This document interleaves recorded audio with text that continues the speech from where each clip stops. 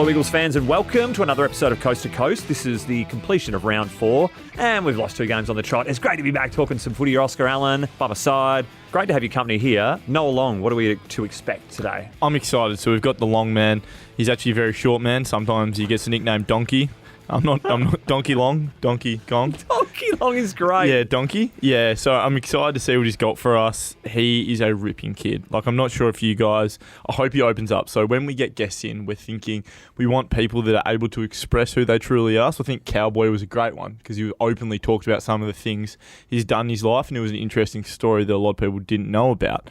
Noah, one of the greatest 18-year-old kids I've ever met in my life. Yeah, I've heard a lot of those positive reports from teammates. I haven't had too many bag each other either, but I haven't heard any bad words about him. So, hope he delivers with a new ball. He'll smash it. Let's go straight to your bog, mate. Yeah, I normally kick it off. How about you do something for a change? So, nice, thanks. My bog is actually going to be the... Can't talk about it. Seriously? Yeah. Seriously? Mate, I've been told. Yeah. Oh, my God. I know. Oh, my God. My bog this week, and it was from a game of footy. I know we were a footy podcast. It's not always about footy, but I thought the end of the Sydney Port game... Are you serious? ...was so good. Like, the end of it...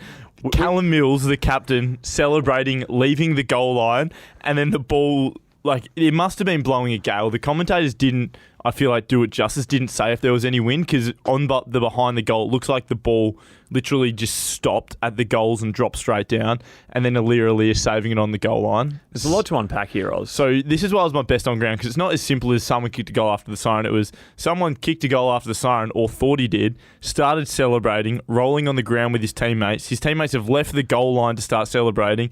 Then their men, who they potentially could have blocked and held out of the way, jump, save the ball. They're all celebrating.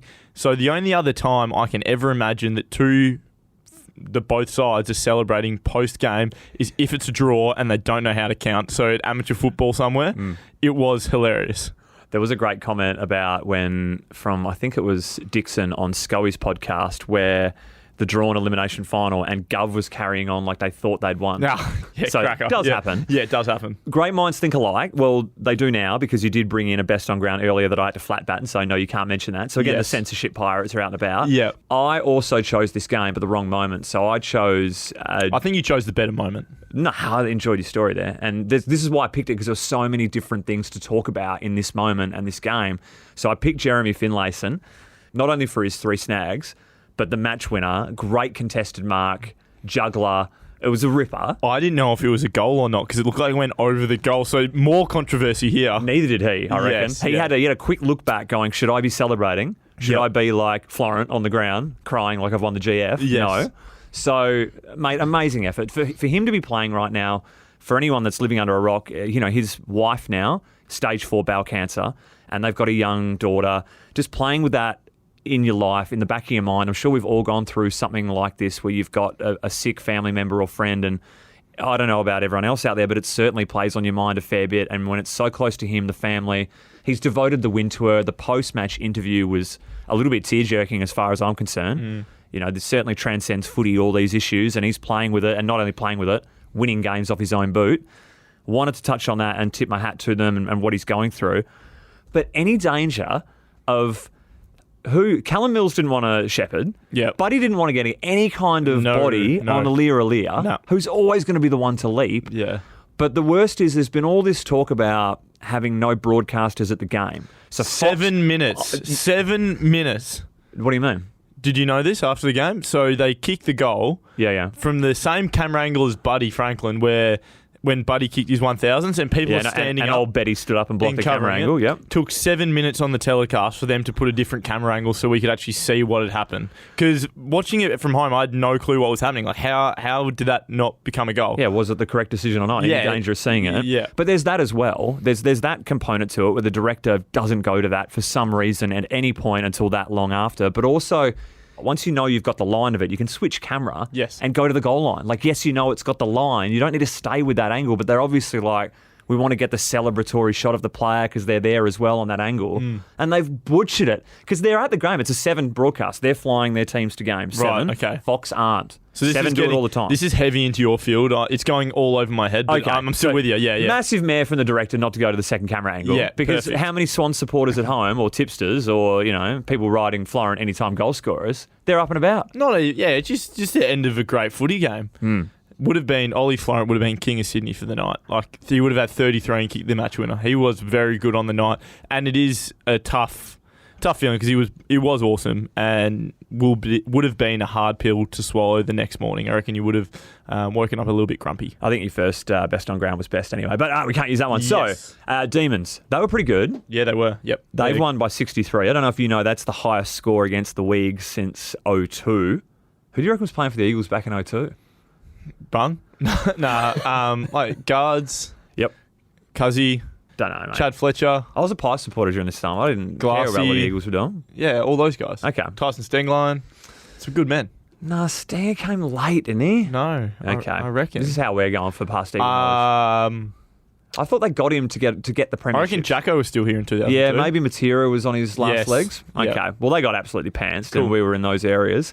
We got beaten in most metrics, especially in the second half.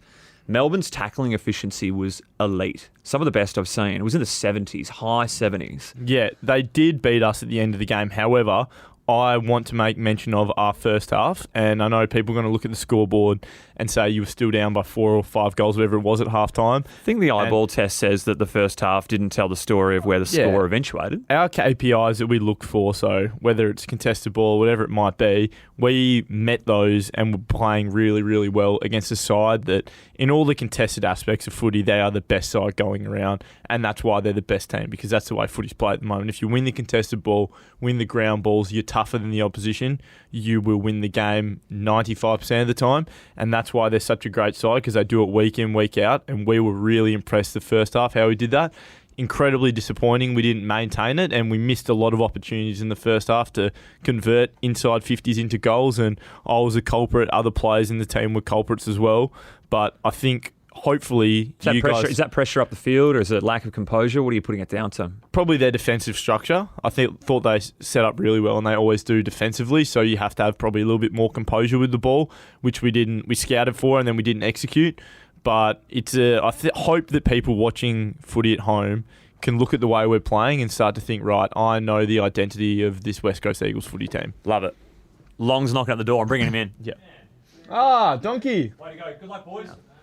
All right, so Longy's joined us, but we're still talking about the game, and Longy can pitch in when he wants to. I guess he played in the game. He can say something about it every now and then. Yeah, correct. Yep. How you going, man? Good, very good. Ready to do some analytical breakdowns of the game? Yeah, I am. I might leave that to Oz, but I'll pitch up when needed. Nice. Thanks, mate. Absolutely, you will. So where were we? We were talking about the youth and the injuries, and there was a great opportunity for a lot of young guys to come in. I think the fans have been asking for Brady Hoff. He's someone that is a fan favourite. Played a lot of good footy last year in his first year. Won the Emerging Talent Award. Another great recipient, and there's potentially another one in this room right now. We'll wait and see. So it was good to see him back out there, and he was amongst many. Jai Cully, Connor West, Greg Clark. All got an opportunity, which is good to see. Don't look at the paper. Yep. How many games experience did we lose with the injuries last week? Oh, like 500 maybe? Have a guess, Long. 700. Close, 850. Wow, 500 was a bad guess. Which is astronomical in the Yeah. scheme of things. We had 7 players under 20. How many did the Demons have, Longy? 2. 3. Great Ooh, guess. good guess. I know, we brought you in for a Close, reason. yes. It was classic because, like, I'm sure you would have scouted them. They're the best team for defensive scores from their defensive chains. And we did really well to limit that, but then they just absolutely start smashing us and scores from stoppages. And then it's like, right, well, pick your poison in which way this great team operates against you. Yeah, all those stats I still think is slightly flawed at this stage of the season because it's only 4 rounds in, right? So I think they played Brizzy and they were obviously getting belted, and then late in the game, lights went out and the game changed, which I think fluctuated the stats a little bit. So there's still outliers which can affect, they're actually really good at this, whereas their MO probably, I would assume, would be they're a good stoppage scoring side. So we'll see that play out, and probably a period in the third quarter. I think they won 6 or 7 CBs in a row and really scored against us heavily and made us pay. You know what we did well is we had a fair few inside 50 tackles or forward 50 tackles. That's thanks to guys like you, Donkey. That's something you guys have been focusing on, the small forward brigade we've got up there. Yes, that's a big focus. Not necessarily just the tackles, all forward pressure, whether it's pressure acts. And forward 50 tackles seem to be more of the meaningful ones. They are, more of an opportunity to get holding the balls and stuff like that can then correlate to shots on goal. So there's a stat on your collective stats page called pressure acts. Yes. How they measure pressure acts. Could that literally be you corralling like a little scarecrow on the line or what? Yeah, so do you want to explain it? I actually am pretty unsure myself. So. Yeah, so there's different types of pressure acts. So if I corral you, so there's a corralling pressure act. So if I go up to you but don't try to tackle you, just try to make you hold your space, that's a pressure act. There's physical pressure act, so if I actually bump you. There's perceived pressure act, so you're chasing someone and they get away from you, but you're putting perceived pressure. There's different ways to do it. Right. So midfielders will get tons of them because the ball's just always in the air at stoppages. If I get the ball and I'm next to you, you get the ball, it's a pressure act. Because I'll reach out and I touch you. Gotcha. And a special mention on the weekend, Samo had 27, and as a forward, high half forward, that's crazy. That's monstrous. Mental. Yeah. Funny you bring him up. So what was special about him on the weekend was he's donned the long sleeve Eagles Guernsey. Did you know the last time there was a long sleeved Eagles Guernsey out in the field? Well, I saw Sir Swamp Thing's tweet about it, which was unique. When do you reckon it was? It was 2002 or something, was it 2004? His tweet said since the 2015 Irish series where Gaffey donned it. Oh, that's a bad. Not paying that? Nah. What were your thoughts on the jumper longing, and would you ever wear one? Look, I saw Samo. It was pre-game, and I was looking at him thinking, God, you'd have to be pretty hot, wouldn't you, Samo? It was so hot in the first quarter, and that's what I'm thinking. And funny you say that it's an uncommon thing for WA players to wear the long sleeve because the heat's unbearable enough, and you're just adding another aspect to it there. But look, if Samo wants to do it, I'm all for it. Thought it looked good. Another thing that could get canned from the podcast, we'll keep on rolling, cool. But the club actually did ask if who wants long sleeves, and there is a number 12 long sleeve that might be coming out at some stage this year when we're playing again in Tasmania. We've got a game in Tassie, so you could see me rolling around in one. Have you been pining for one? Well, they just said who'd be interested, and they've never asked us. Were you excited when asked, or were you what the hell? No, I was like, yeah, absolutely. And if I never wear it, it's coming home and it's staying in the pool room at home, and I'm requesting oh, I never know you wore a long sleeve. Oh, I did one years and years ago. Never wore it. A bloke who you might not have seen much of on the weekend, Longy, because he was down the other end of the ground, but Elliot Yeo made his return. What were your thoughts from abroad? Having a big week of injuries.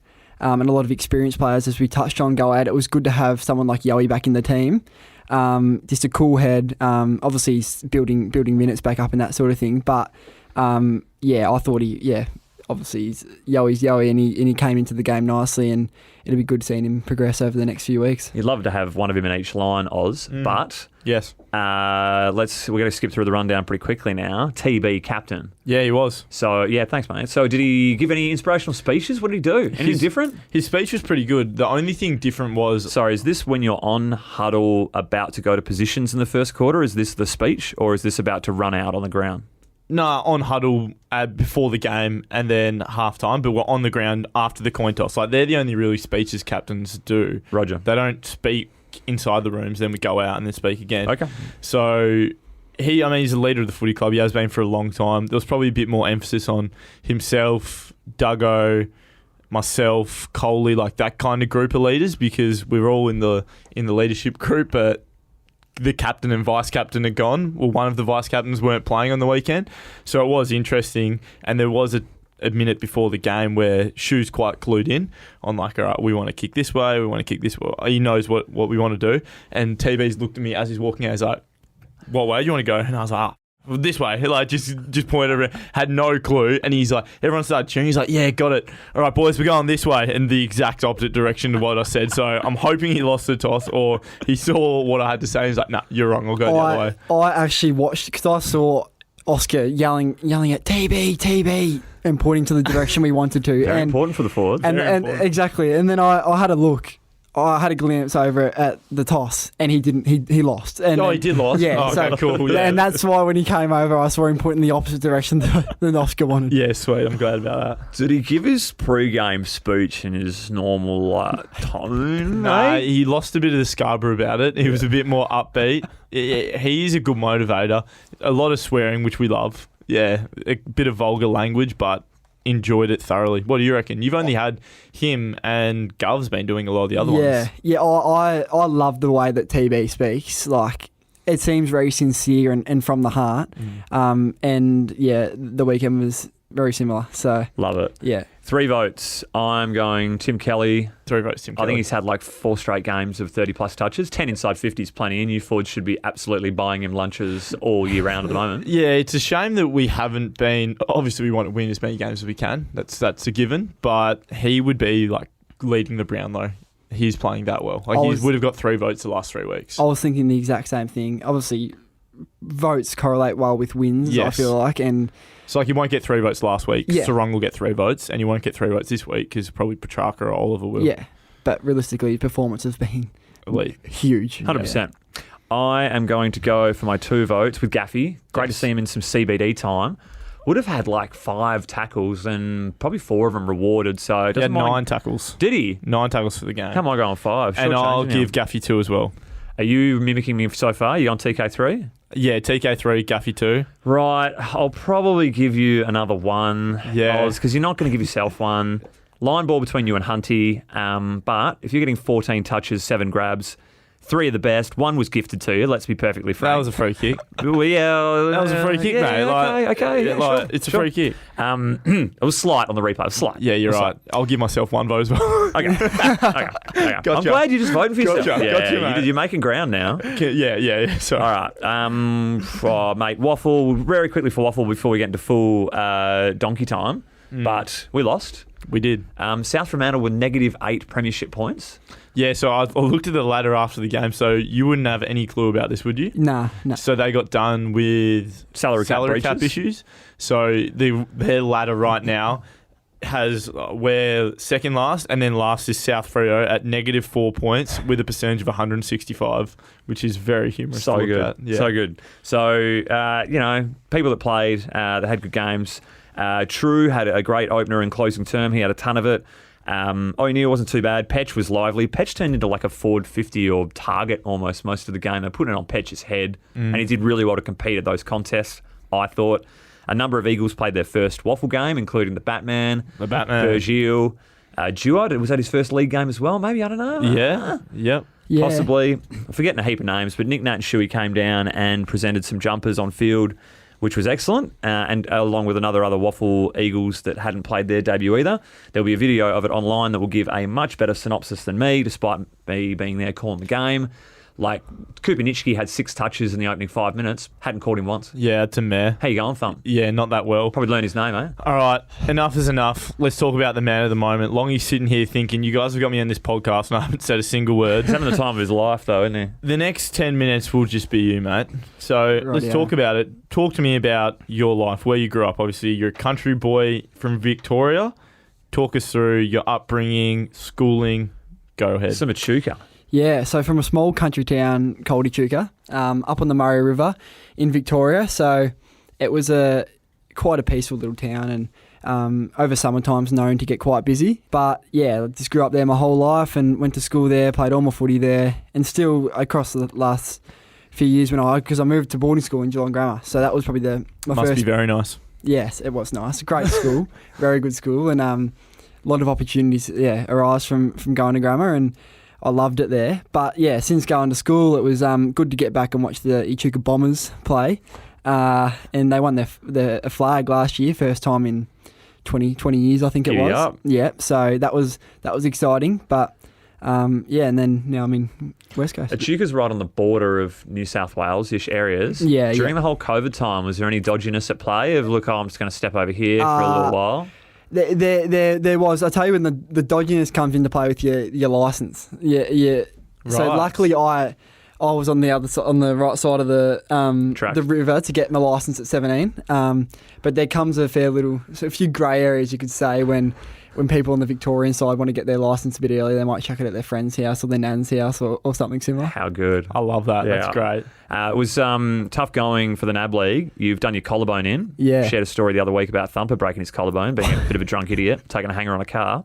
How'd you do yours, and what kind of an impact did you have on you for your footy in that year? Not quite as crazy as your injury, but Probably just as brave, though. Yeah. Would have thought. That's brave stuff. But look, I was running through the middle of the ground, and I thought I had a bit more time than I thought I did, and another player come sort of sneaking from behind me, and I kicked it barely, and then got a bump from behind, and that's when I did my collarbone. And I remember getting up, and I was like, "Oh, like that's So on the landing? on the impact So he of the bumped bump." him as he kicked I it. thought it was Yeah. behind, you said. Yeah. It was like Ow. a backwards 45 bump, you could say, and the initial impact. I got up thinking like, that's quite sore, and I tried to run off, and I'm like, that's not right. Anyway, so I ran to the bench and spoke to the doctor, and I couldn't move my arm, and then he took one look at the jumper, and there you could nearly see it poking. And that was the poking first through. game of this year. Yeah, it was probably Or last year, sorry. Actually, it was 2 weeks ago. 1 year ago, 2 weeks ago. So, Yeah, right. Yeah. So Echuca, as you said, quite small town. Good footy heritage. Ollie Wines Yeah. is from Echuca, isn't he? Yeah. Who else we got? It's Caleb Sarong. No, Caleb's from. I went to school with Caleb. Right. He was a grammar boy, but Clayton Oliver spent his time in Echuca. Andrew Walker, he's one. He is. Yeah, walkie-talkie. Yeah, he's back at coaching at Echuca, my club now. Who else? Brody Kemp, Yeah. Carlton. Yep. They're probably the pretty good. main ones. There's a few, and obviously Ollie. There's no coast whatsoever anywhere near you. So Nah. are you just a kid in a candy store over here at the moment, or what? Yeah, pretty much. It's a bit different over here as well. The water's not as quite as warm, especially down in Geelong and them areas. But no, it's been nice to get. I've been a sort of a river boy the first 18 years of my life, and now to come over here and experience the warm ocean, it's quite nice. So AFL draft, obviously. Going to the draft, kick 3 against WA in the 18s Carnival. Yeah. Probably your best Bag. game. Yeah, probably my best one. Yeah. Second last pick in the draft. Yeah. So, like, even when I got drafted, I think people got picked up to, like, pick 80. Yeah. You were pick 58, Yeah. and that was second last. Were you the second day? Yeah, we were all on one day. Okay. Yeah. So were you a little bit nervous as the draft was going on? Like, did you have any indication as to, oh, yeah, West Coast have told my manager I'm a chance if I'm still around? Or were you thinking, looking at the clock, on picks were being passed around that stage, like, oh, I'm going to hopefully get picked up tomorrow? Like, what was your thought process there? Yeah, I was initially probably, for me, I was hoping a bit earlier than 58, but it just shows the unpredictability of an AFL draft. But you have your indication on teams, and to be honest, West Coast wasn't really one of them. But Yeah, right. thinking back now, obviously hindsight, you can probably see how stuff happened, and it was a good chance of being West Coast. But when it's the reality hits when teams start passing, and then Of course, yeah, that's the worst part. Yes. So I'd rather not take someone. I'd rather chance it on a rookie than anyone else left, and that would be demoralising to watch unfold. yeah, so I reckon there was probably 4 or 5 passes, and then pretty much, and this is a bit of a story to lead into. Mum was down putting my little sisters to bed. Right. So they'd gone down to bed, and Mum was down putting them to bed. The night was over pretty much in our house, and anyway, then the West 58 came about, and it was me, and then Mum was running back upstairs, and it was mayhem for a bit. So The kids didn't get a good night's sleep. Nah, the put no. down was terrible. yeah, the put down was bad. Well, you're probably early indications, probably the seal of the draft. I mean, 4 games in, you've played all 4 games, playing a really important role for the side. Obviously, Crippa's gone down. So, talk to me about the relationship with Crippa. It seems like you two have got a little bit of a love bond going on up forward. Yeah, it was a different one. Probably, obviously, coming in, Crippa was the person who, the high half forward, that if I could sort of learn and model my game off, I'd love to do that. So it was always watching a lot of what Crippa did at training, his running patterns, stuff similarly. And then, stuff just sort of started to happen on field, and then it was just fun. And then, the mateship sort of formed, I guess. And it's a bummer to have him not out there, and it leaves a big hole to fill. But yeah, I've learnt so much off him early on, and it was so enjoyable playing with him as well. So a great feeling to not only not be competing with him for a spot, but to join him in your round 1 debut against North. Yeah. You had family that were close enough by that come join you. You've said that your father's the biggest footballing influence, or perhaps the biggest influence on your life to date. So how great was that to enjoy that moment? Were you surprised that you got a call up so early in your career? Talk us through the whole debuting experience in a nutshell. Yeah, it was surprising. Like you never want to get too far ahead of yourself, so you're probably thinking like, it's never. Obviously, you want to push for a round one. You want to be AFL ready by round one, but whether or not you get picked or not, it's a different story. He's so wise. And I was happy to get picked, and to have it in Victoria made it much easier for lots of family to come down. There was plenty there, and plenty of people from Echuca as well that came down to watch. So how many tickets did you request? Because I've heard some. I mean, Oscar probably holds the record for worst It wasn't requests. I asked 50. Did you? I didn't think it was that bad. Did you debut in WA? Yeah. Yeah. So I could imagine Oscar. I think they gave me like 25, and then I had to go and buy the other 25. Yeah. So, Diddums. Yeah. So I got 10. Yep. Yeah, okay, it's more than acceptable. Yeah. So how did you decide that? That's tough. Were you auditioning people a bit like Bachelor as roses being handed out? It was similar. Mum was a good help with the organisation of tickets and that sort of thing. She was doing the culling, is that what you're saying? Pretty much, yeah. So I handballed the hard job to her, and I just went out and played, which was nice. Yep. In saying that, you found out relatively early in the week, didn't you? You were told on Tuesday afternoon for a Sunday game, Saturday. So I got a call from Simo at 4:28, and teams come out at 4:30, and he was like, "Yeah, mate, you're playing. Good luck." Hung up, and I was like, "Oh, I've got 48 hours to organise everything." But did your friends come from Geelong Grammar as well, or some people from Echuca come up? Yeah, well, I had a lot of family there, a few friends. It was it's hard having it on a Saturday arvo. A lot of country footy happening at the time, so not everyone can come. But not that close a mate, then I guess. Yeah, I know people got to get their priorities straight. I think, but that's all right. But there was still so many people across, and family, of course, probably the main thing to have along. Give me a line what it was like sort of on the weekend. That's the best you're going to face to a degree, I think, in opposition wise. Yeah. Melbourne Demons, basically the height of their powers at the moment. Humming. And they're going pretty well. What was that like for a challenge for a 4-gamer, 18 years of age, coming up against the best? How'd you find it? What was the mindset? Talk through your experience. Yeah, it's sort of one of the moments that you're watching Clayton Oliver dominate the AFL for the past 3 years. You're watching Chris Machaka do what he's done, and then you're out there playing against him, and it's a bit of a not of a wake up call, but it's a good guideline of where sort of you got to get to mix it with the big boys, I guess, and they've got a lot of them. So, it was a good benchmark, I think, to have, to yourself early in your career to, aim to get toward. Excellent. We're going to rate my content quickly and go fan questions, or you got something else? I got one more question too again to that. Go on. What footy team did you support as a kid? There's two-pronged question. That's the first one. Did you know the answer? No, I don't. I was a Geelong Cat supporter. Really? Yeah. Second one, and this is an often question to guys who aren't from WA. How many Eagles players on the list did you know who they were? Like you saw them and were like, that is 3. No. Did you say previously towards? Yeah, previously. Not three. Because like I remember Jai Cully, because Jai came to stay with me, and he was like, who's else like that? Shannon Hearn, premiership captain. He's a pretty good player. He's played 350 games. So, how many guys on the list did you know? Without counting them one by one, I would have 25, maybe 20. All right, let me give you some. Do you know who Jake Waterman was? Be honest here. No, I didn't. Did you know who Hoffy was? Yes. Did you run into scenarios where you got caught having yarns with them and not knowing who they were? Yeah, to an extent at the start, right at the very start of my time. It does, but you learn the players' names first. Yeah. You probably you look at their lockers. You put a massive emphasis on I need to know the list. I need to know my teammates. And you start night studying the list. And all right, one more thing for you. Do you know numbers to names? So this is a common gag at the footy club. Like whenever you're getting stitched up, to decide whether it's you getting stitched up or someone else, they'll give you a number and you got to say what player wears that number. Of the team, I reckon I'd go. Who wears 22? Izzy Winder. Bang. Who wears 39? Greg Clark. 41?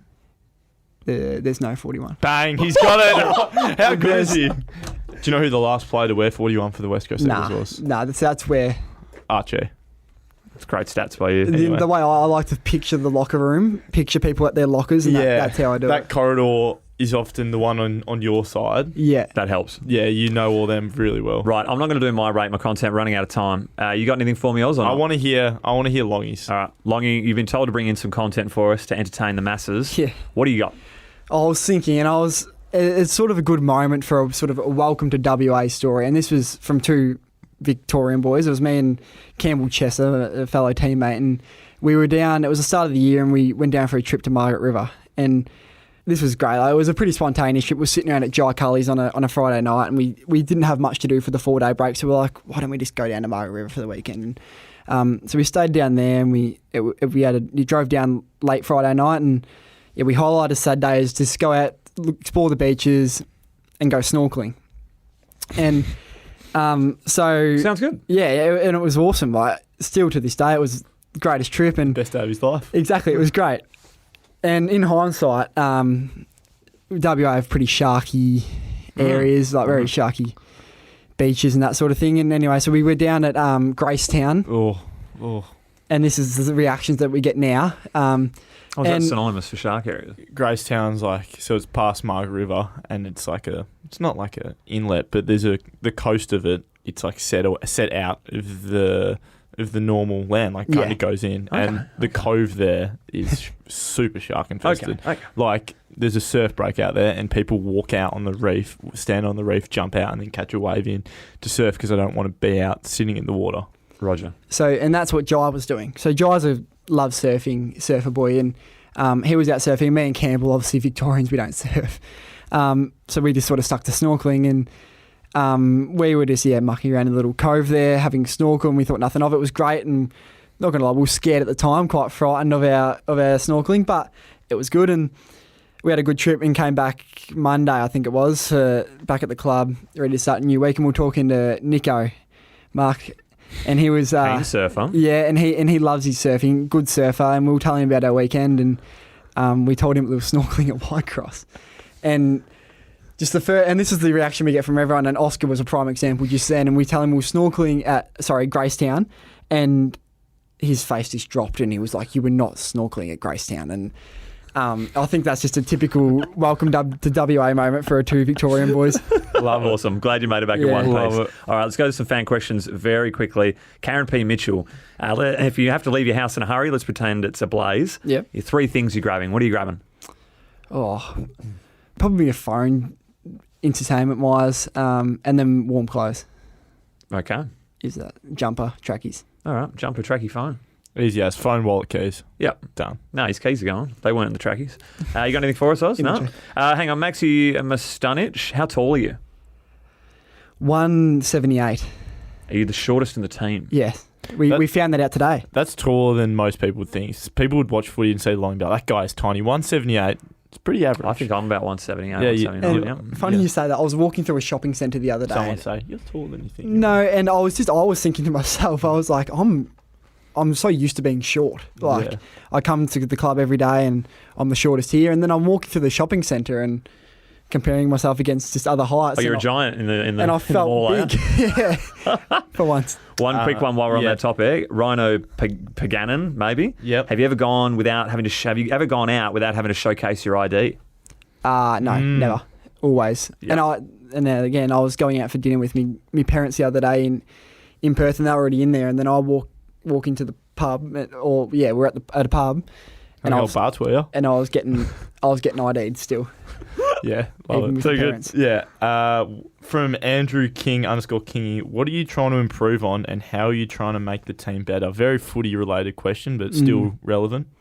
I think for me, it's a lot of stuff based around my role and what I can bring to the team. So I want to, my pressure aspect and that sort of thing, I want to keep driving that to new standards. And I like to aim at the pressure stuff because it's an effort-based thing. So it's something that you can really change and drive yourself. So for me, I think, bringing pressure can help the forward line grow, and also helps backs, mids. It affects to the team. So I think that's an area for me that I want to keep working on. Mooney09 wants to know your favourite footy moment. Is it now debuting first goal, or is it some random under-9s championship where you had a ton of it? I think for me, this is a recent one, is walking out at home games. Oscar can probably agree. It's walking through, what's the, you know what it's called? The members area, like they have... the field club. Yeah, the field club. Yeah. Walking through that is a great experience. It's amazing. Yep. Good plug for the field club, so. Yeah. Another question from Liv_Floro, a constant in this podcast. Yeah, they got Thank good you. stuff. A teammate that is very different to what you thought they'd be like.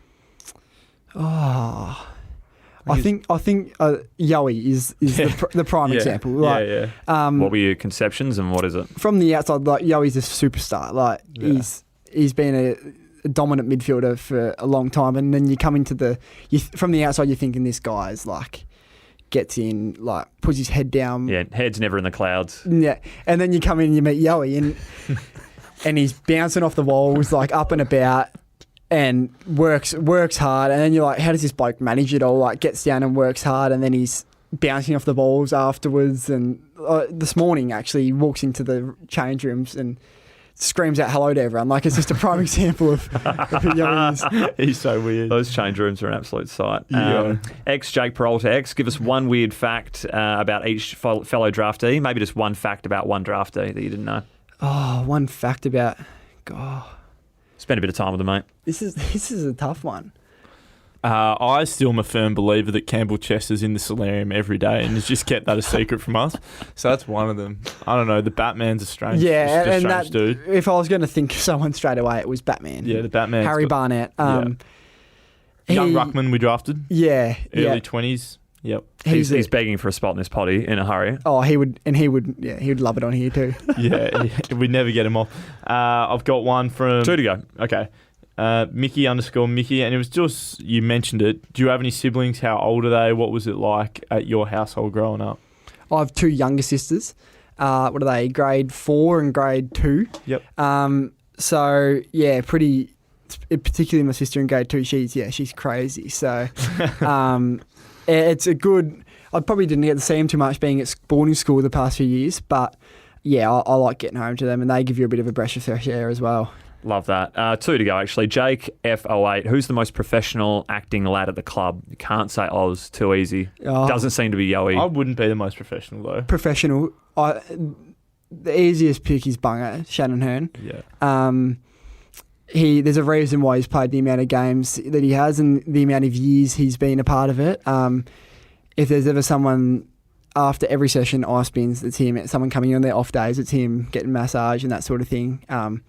The apple doesn't fall far from the tree, I don't think. Might be something to do for Bunga, who knows. All right, last one. Some geezer called Thumpalicious. Are you content with your jumper number? And would you fancy an upgrade in the off-season if it was thrown your way? And I also want, if you were, what would be the ideal number? So say... Don't delist anyone, yeah. No. But if they're all available.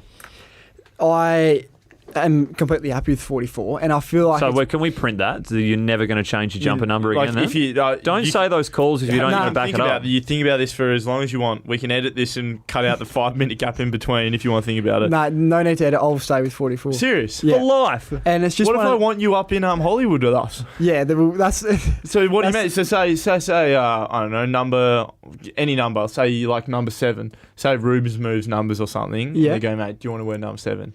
You go, no, nah, not interested. Look, I'm staying 44. And it's one of those numbers where I think by the time you get from 30 outwards, you'd probably want to move in. But 44, it belongs in the Hollywood strip that you 13. 12, mate. I'm number 12. Number 12. Sorry, that's one. Love it. All right, you guys got to go to a meeting. Longy, this won't be the last time you're back in here. Thanks for your time. Perfect. All the best for some gather rounds, some Adelaide trips, and for the rest of the year. Good career to come, we're sure of it. Thanks, guys. Thanks for having me on. Good on you, mate. Cheers, mate. We're back. We got rid of Longy. That was a premature exit then. I thought you were going to that meeting as well, but you're not. No, right. I don't have to go to those meetings anymore. Okay, excellent. So might as well do our rate my content. I think so. For anyone that's dumb enough to hang around and listen to this absolute nonsense. Yes, and then we're going to get into some NBA talk. So that's my rate my content is bringing that to the party. Okay, and I'm sure, I wonder how few people care about it, but I'd love to. The only reason I bring it up is to kind of discuss what that correlation is between NBA and AFL. It's bemusing, but you go first. So this is a grown-up topic with my dog, once again. So she's 7 months old, so she's starting to hit maturity, and we woke up the other day and she was on heat for the first time. And it was something where I kind of imagine, like, when you don't have kids, you've got dogs, and you're like, this is my kid. And it was a come to fruition moment. And I was like, this is like, she's growing up. Like, I was getting emotional about it. But it's meant to get easier as they grow up. Sounds like it's getting harder. No, it is getting easier. She's on the right track. So that happened, and then I thought, well, hang on, does the other dog get humped? Like, what's going on with the... Nah, so Lenny, her older brother, so they're actually brothers. Oh, they're proper siblings. Brother and sister, same mum and dad, different litters. Okay. Well, keep them apart in that manner then, yeah. Well, Lenny, I think he knows. Like, his actions know. His head says, you're not allowed to do that. He's giving her space. Society says this is not acceptable. But the funny thing, and this is to rate my content, so she sleeps in the bed with us. I know people are going to listen to me like, oh, no wonder your dog's crazy. You let it sleep in the bed. My other dog sleeps in the bed, and he is an angel. He's fine. Okay. How big a bed? You got Shaq's bed, have you? Oh, yeah, I got a big one. We've had to put nappies on it. Oh, man. So we've gone to the pet store, and we've got baby nappies, or like really tiny dog nappies, and she sleeps in nappies every night, and then we take them off and give her a wash. Does this correlate with her being on heat? We put the nappies on her to stop her from bleeding in the bed. Right. Yeah, so the dog, so that's what I'm saying. Like, I don't put the nappies on her because she's wet in the bed. Right. Put the nappies on her because, like, it's like a form of cleanliness. Does she have to be in the bed during this time? It's just a crazy time in my household. So that's my content for the week. I don't think... If you guys don't hear my... So, cut now. If you guys don't hear my content...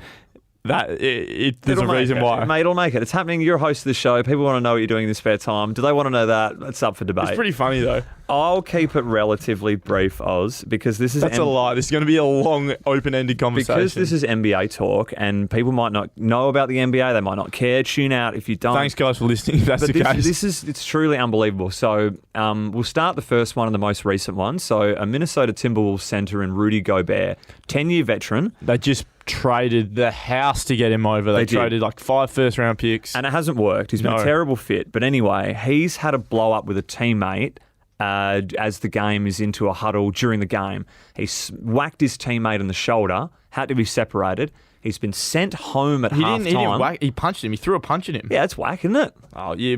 He threw a punch at him. It's not a great punch. Yeah. For a 7-foot NBA man. Yes. It was weak as. So anyway, he's hit him. He's been sent home. And they've subsequently suspended him for the next game, which is he's now in the must-win to make playoffs. So that's called the play-in tournament. Yep. Needs to now win the next game or the following game after that to make playoffs. The team. And you just suspended someone for fighting with a teammate. So that's crazy in itself. But I wanted to throw to you, have you ever seen a situation like that in any of your grades of football? Never. Throughout the years of teammates bluing? Because we've had 06, 05 Eagles talk about on their previous podcast with us. Yeah. About like how Chicky and Embley we've got in boxing matches, that wasn't, scripted. Yeah, we've had blues. Like in the training track, we have blues all the time. They don't get leaked then, because I haven't seen any. And it's just like kept under wraps. And what happens at the footy club stays at the footy club. What are those relationships like after? Is it frosty for the rest of the day? They're fine because we're a tight group. Right. Like we actually, the difference between NBA is, in my opinion, there's probably 5 people on the court at the same time, and of the roster size, which is like 12 to 15, depending on how many guys you're carrying over, there's probably 6 or 7 that are actually consistent, and the rest are constantly traded. So Rudy Gobert, new to the side, and they're bigger than the clubs. So like I say Los Angeles Lakers, you think of LeBron James. Like you think of the main superstar players, and some of them are bigger personas in the... I've got the quote here. So he's gone... Kyle Anderson, the guy who got punched, has gone, hey, Rudy, why don't you just block some shots, man? And he goes, why don't you grab a rebound? And Kyle's gone, shut the F up, B-word. And then he's punched him. Yep. That's a common interaction in a professional sporting environment. Like people in the forward line will be like, lay an effing tackle in the forward 50. Like, mate, helped us defend. Go Long, you do this. Oh, whatever. I swear at him. Yeah. He swears at me. Quarter time, we good? Slap up. No issues. Move on from it. Never spoken again. Good mates. Have a beer after the game. And that's what it's been throughout my footballing career as well. It doesn't go any deeper than that. But I just wanted to know. I wanted to find out. It's great that you've kept the other ones on a wrap because I don't even know about the blues that you're having on field. And I work here, so that's quality from you. Well, it's not like blues. It's just disagreements. And this is a workplace. It's a different workplace where the politics of it are, instead of it going through HR and speaking to people, like, we need to solve these issues straight away on field, otherwise we're going to get belted by 100 points. So, mate, pull your head in and do this now. And it's not, I'm not asking you, I'm telling you. Like, this is what's required. And they'll either accept it or they'll say, you're wrong, go long, and then we'll go long. And then we'll deal with that when it comes to it. That is a great expression. Yeah. Okay. Go Noah. So the second one I wanted to raise is, again, NBA. So the Dallas Mavericks are hosting the Chicago Bulls. Now, the Mavs are at home. There's still a chance to make... Must win to make the play-in, but could win and not make it. Yes, the destiny is not in their own hands, but they can still make the playoffs. So the interesting part about this is when you're doing these draft picks, which are owned by other teams specifically, which is what we do in AFL. Yes. So because the Mavs had a top 10 protected pick... Because they just traded for Kyrie Irving. Yeah. And they had to give those picks over. So anyway, so like if they finish in the top 10, they get the pick. And if they don't, then New York get the pick. So now they're caught in this limbo between, do we try and win games and make the playoffs, or do we tank and get our next year's pick?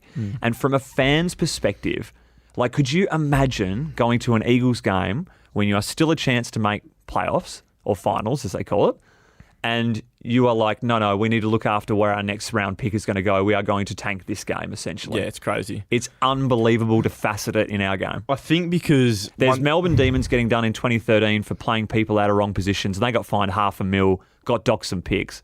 But this is basic flat-out cheating. They've rested their entire roster.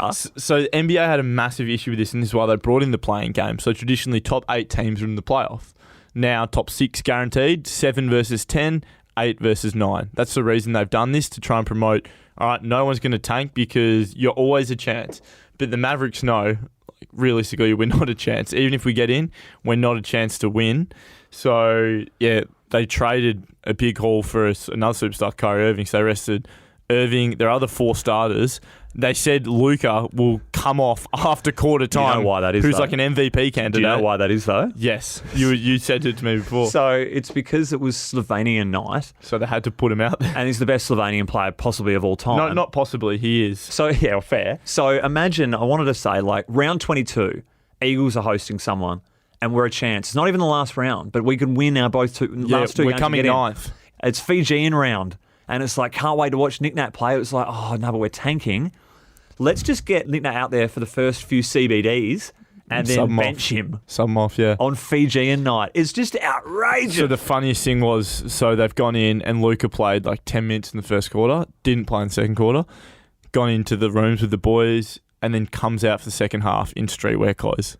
Like, he's not even still suited up for the game. Like, crazy stuff. That was the best time of my week discussing that with you, Oz. Thanks. The other thing is, I don't think one player has as much effect in football as it does basketball. Yep. So 5 players on the court basketball, if you have the best player, I think, and historically, you're more likely to win. Like, if my best player is better than your best player, push comes to shove, we'll give my best player the ball, and you can't do anything about it. Footy, 18 guys, I still got to get the ball in Josh Candy's hands or whatever, and it's hard to do that.